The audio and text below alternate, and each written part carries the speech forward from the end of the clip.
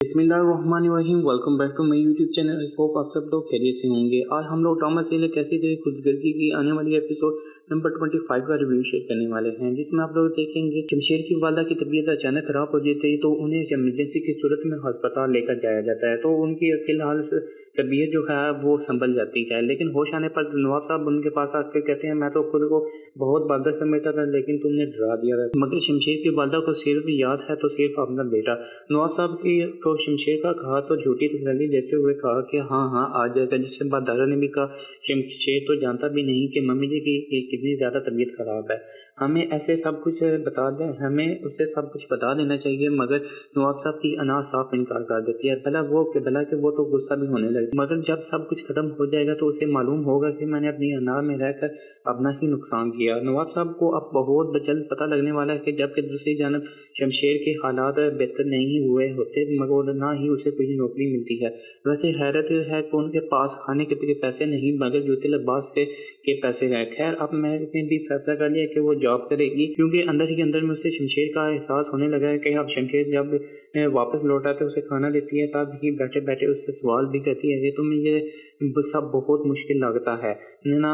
तो शमशेर उसे कहता है कि ये सब मुश्किल तो है तो तुम्हारे लिए भी है। तो महकर ने उसे अपनी तकलीफ का एहसास दिलाती है, मेरी ज़िंदगी तुमसे मिलने के बाद तकलीफ में ही गुजरी तो अब मुझे ज़िंदगी इतनी मुश्किल नहीं लगती। खैर मैं का शमशेर को बार बार याद दिलाना उसे मज़ीद शर्मिंदगी में मुब्तला कर देता है। वो अपनी गलतियों की सज़ा ही तो काट रहा है। काश के इंसान को गलती करने से पहले ही अंदाज़ा हो जाए कि गलतियों की इतनी बड़ी कीमत चुकानी पड़ती है। अब यूं ही काफ़ी वक्त बीतने लगा। शमशेर को यही शर्मिंदगी यही कुर्बानियाँ महक के दिल में आखिरकार जगह बनाने लगी।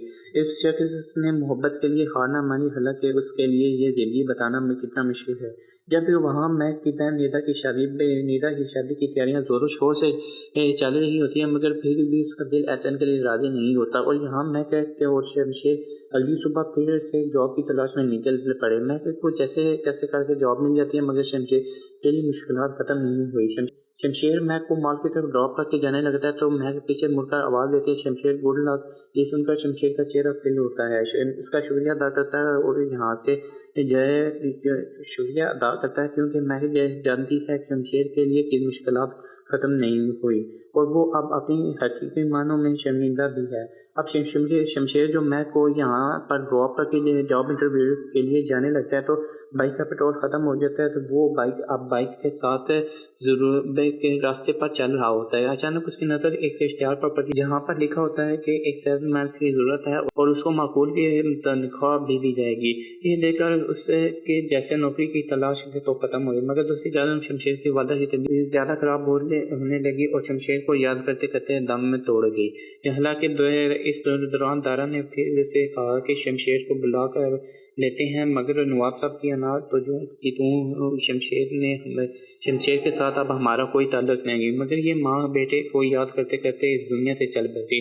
शमशेर की वालदा की डेड बॉडी घर वापस लौटती है, जैसे के बाद नवाब साहब को अब अंदाज़ा हो गया कि अना की उन्हें कितनी भारी कीमत चुकानी पड़ेगी, क्योंकि इसके बाद तो नवाब साहब की पूरा करियर तक ही तबाह हो कर रह जाएगा।